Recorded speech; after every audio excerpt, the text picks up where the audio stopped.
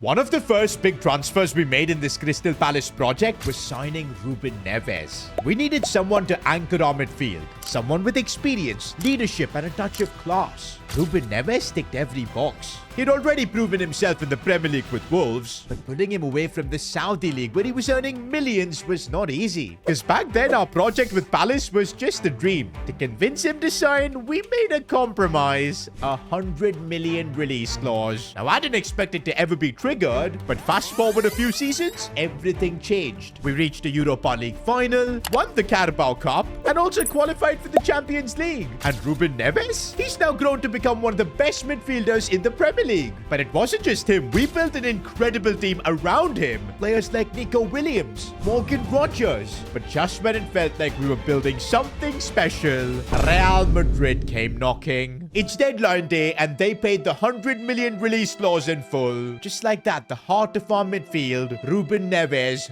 gone.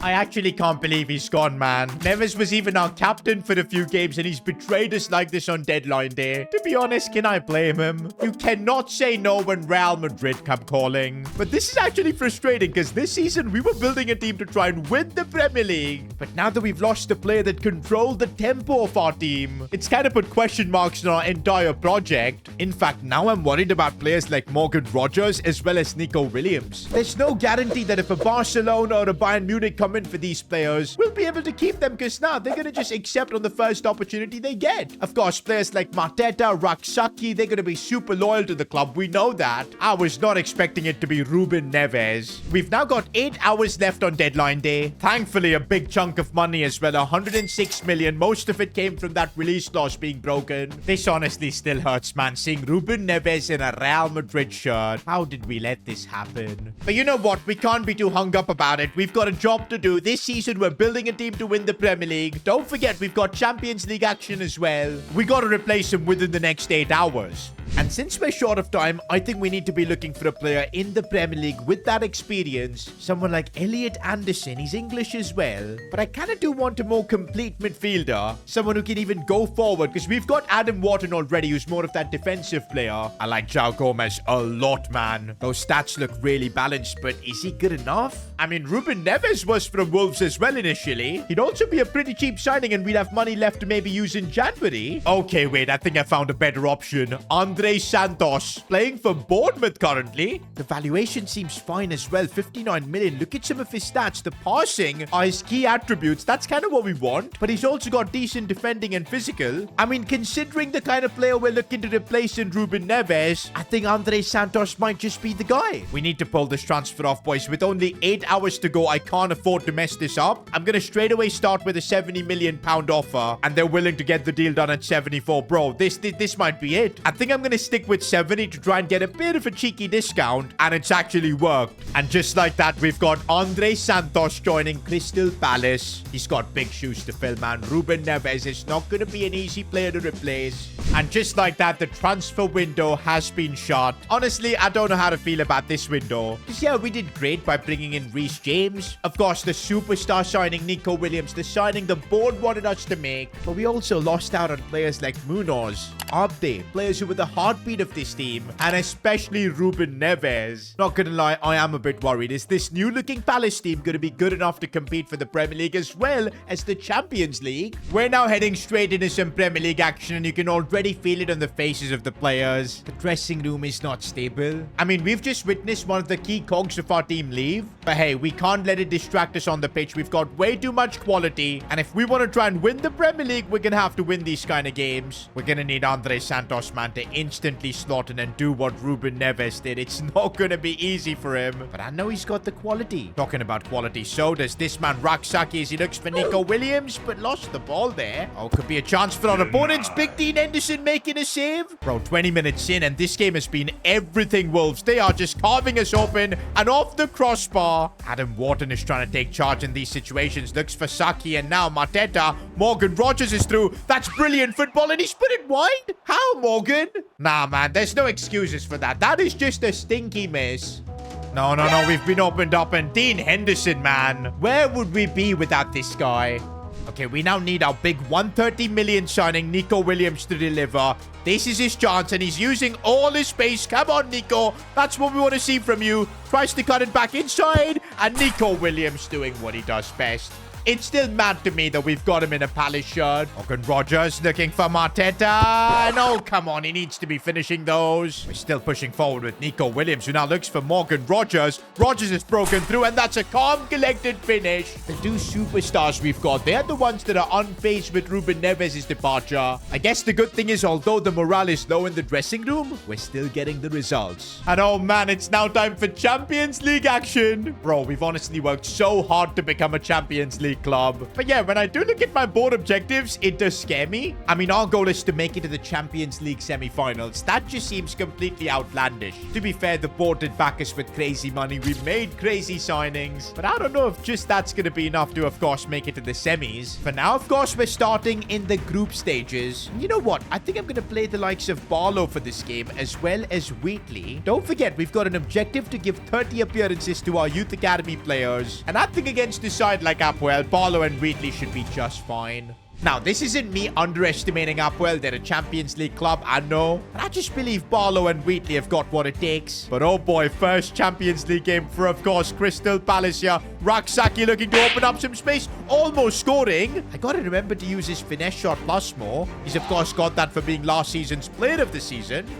This wasn't part of the plan. Apoel breaking through. Wheatley doing an okay-ish job, but they still have a chance here. This isn't good, and they almost scored. For a second, I thought that was in. Maybe I did underestimate them. By the way, I need to be seeing more from Andre Santos, man. So far, I've barely even noticed him. Okay, now he's making some intelligent runs, and he's on the attack here. Looks for Raksaki. That's more like it. Andre Santos assisting Raksaki. And it's so fitting that this kid is our first goal scorer in the Champions League. Look at Adam Wharton, man. I've got to say, since Neves is gone, this guy has assumed more responsibility. I'm thinking we should make him the next captain. Oh, Reece James is on the charge here. And I see a cross at the back post for Nico Williams. Back inside for Barlow. Couldn't get the shot off. Oh, look at Raksaki, man. When he's got this kind of pace, it's impossible to stop him. His stamina is going down. But if he's got the finish, yes, he does. A brace in the Champions League for the Golden Boy. That is exactly the start we wanted for our Champions League campaign.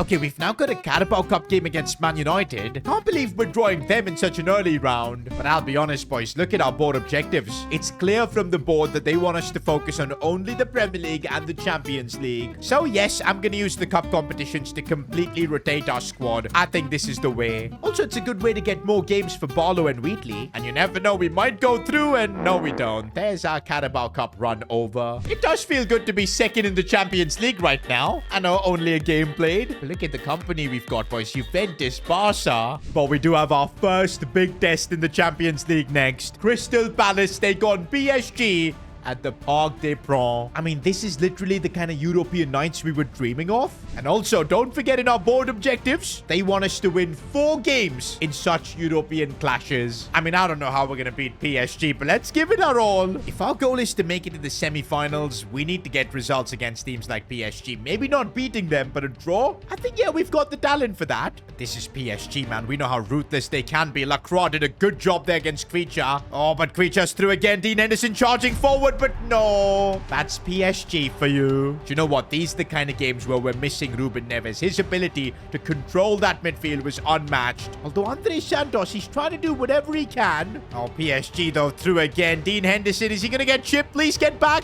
And we actually didn't concede for once. That's the first time I think I've beaten the chippy chip battle. We're going to need Raksaki to be at his very best if we've got any sort of a chance here. Oh, what a ball that is for Reece James, but he couldn't get there. Okay, Mateta might have a chance here. Come on, Mateta. These are the kind of games we need the man mountain to deliver. Oh, what a run. That is crazy. Mateta with the potential goal of the season contender. I don't know how he managed to dribble with the big frame he has. Bro turned into prime R9 Ronaldo for a second there. Like the way he dribbled past like 2 or 3 defenders. And then the finish. This is why we kept Mateta. This is why we're still trusting the man mountain. 12 seconds later. Ah, but Kvicha is still coming at us, man. How good is this man? Like, we just can't defend him. Raksaki. Oh, the dribbling. The dribbling. He's still keeping hold of the ball somehow. He can't find space to shoot, though. Oh, but look at the space we've got. PSG have committed way too many players forward. Raksaki, no. Mateta might still have a chance. How have we not scored? Andre Santos heading it down for Morgan Rogers. Nico Williams surely. And finally we get the goal. Bro, I would have had a meltdown if we didn't score from that attack. Can we not concede, please? Like, oh my god. That's the level of a Champions League winning team, I guess. Almost instantly after we scored, they respond like this. And now PSG are coming to try and kill the game off. We're not letting them humiliate us at the very least. We fought like lions in this game, but it wasn't enough. PSG get the better of us. To be fair, I think we did prove that, yes, we can compete at this level. But also, I'm kind of thinking now, how on earth are we going to get 4 Champions League wins against European giants? That is just going to be crazy. Also, after this game, Nico Williams had a long chat with Luis Enrique. I mean, they're both Spanish, so maybe it's only just that. But guys, after seeing Ruben Neves leave, I'm definitely getting paranoid about our star players. I'm not liking this one bit. Talking about Nico Williams, you guys are criticizing me for his signing. Unrealistic chance. There can never be an S2G series without an unrealistic signing. Third biggest transfer ever in the Premier League. How realistic for Palace? Bro casually just changed the record transfer from 26 million to 135 million. I get you, boys. Nico Williams was a bit unrealistic, but there were reasons behind his transfer. I mean, we literally had an objective to make a 100 million plus signing. The board wanted us to go down that route. And so we took it, and I couldn't find any other 100 million plus player that would join us. Nico Williams at that time feel like the most sensible transfer. But of course, now I'm kind of worried, bro. That meeting he had with Luis Enrique, the media have picked up on it as well. Loads of reports already linking Nico Williams with other clubs. Man, if what happened with Ruben Neves happens now with Nico Williams, like, the writing was on the wall though, and I can't believe we still made a signing like this, because kind of feels like Nico is using us like a stepping stone. But the crazy thing is, despite all of it, I think he's still been our best player this season. Player of the episode from last time. And that's earned him a playstyle as well. We've given him Trickster. But the question is he tricking us? Is he using Palace for his own gain? And bro, all of this drama is mentally taxing. I mean, look at that. We've dropped down to 4th in the Premier League. We're still only a couple of points off the top, so it's okay. Champions League, we're still in the top 8, which is great. It's super tight. We're heading to Stamford Bridge now, and is that Munoz facing up against Leif Davies? That's making me a bit emotional. I kind of want to use this game to just get all the bad vibes away, all the media attention from Nico. If he can score in this one, I think it would be good for all of us. Oh, Chelsea with a proper chance, and Cole Palmer, that would have been something special.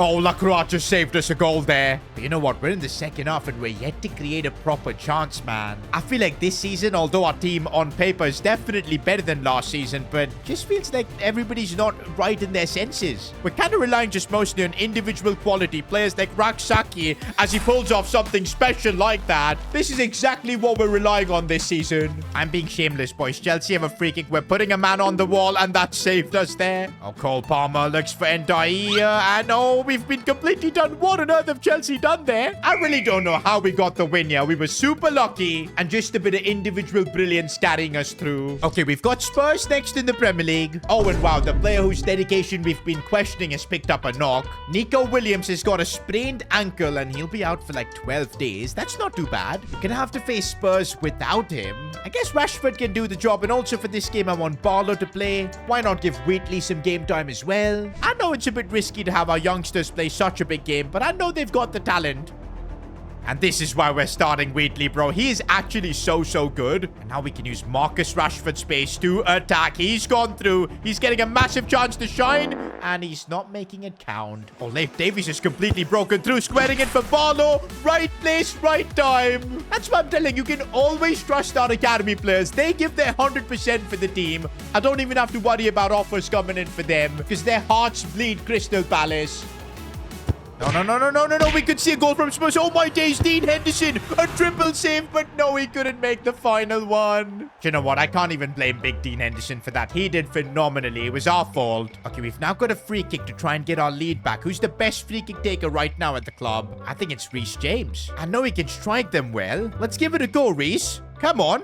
Decent power. This is looking good. Reece James. Oh, it's good. It is really good. What a free kick from Reece James. Gotta say, Andre Santos is getting better and better at controlling that midfield. What a pass for Raksaki, who's gone through, and there's the finish. Never doubt the golden boy. It's impressive that even without Nico Williams, we got the result against Spurs. We're now facing Man City, and I'm kind of hoping Nico is back, because we're going to need him against Pep Guardiola. Well, no, he isn't. He's going to be available in exactly 1 day. I'm kind of annoyed that he can't push himself to play this game. It's such a big game for us. What am I supposed to do? But oh well, even without Nico, we've shown that we can win. And one more thing I want to do is make Adam Wharton our captain. I've been talking about it. He looks like a proper leader. Do you know what? Normally, whenever we face Man City, I'm a bit worried. But this time, I feel a lot more confident. I feel like we've got the players to take the fight to them. And here's Raksaki with him. You can always believe as he skips past challenges, goes through but can't get the shot. So far, though, we are controlling this Man City midfield. Look at Andre Santos, man. The Brazilian is running rings around the City players. I see Mateta making that run water ball. Can Mateta get there first? No. Okay, that's some really good players. Mateta's broken through, and there's the goal. The Man Mountain scoring against City. Oh, Mateta now looking for Raksaki. We could get another one, and yes, he does it. Oh, we're leading 2-0 against Man City. Okay, we've just let João Neves go through completely, and Holland scores. Well, this game is not over yet. Suddenly, though, it feels like Man City are all over us. Big Dean Henderson making another big save. But now Holland looks for João Neves. And oh, again, but Holland on the rebound. How do we drop points here, man? Absolutely gutted. We were so much better than them. I think we did miss Nico Williams, man, in this game. We had nothing from the left side. Rashford was completely nullified. And wait a minute, why am I being asked about Lamine Yamal's Instagram in my post-match press conference? Apparently, Nico Williams was out partying with Lamine Yamal while his teammates were giving everything against Man City. Bro, this is just disrespectful, man. If he had the energy to party, he could have easily played maybe 10-12 minutes. He could have at least been in the stadium to support his team. And honestly, partying with Lamine Yamal could mean only one thing. I have a feeling Nico's plotting his move to Barcelona. He's using us as a stepping stone, and I really don't know how we should proceed from here. Because look at this. Now Nico Williams is totally back from his injury. He just wanted to party out. He could have easily played some minutes at least against Man City. And bro, this is such an important season for us. We're fighting for the Premier League title. We're only 3 points off. Champions League 2, we're looking likely to get top 8. But this Nico Williams situation could completely derail everything. I need your help on how do we deal with this situation. Do we maybe bench him? Or do we just keep playing him because he still performs whenever he's given the chance? Or do we do something drastic and maybe sell him? Make a statement that we want players only that want to play for Palace. One thing's for sure, we're gonna have to make a big decision.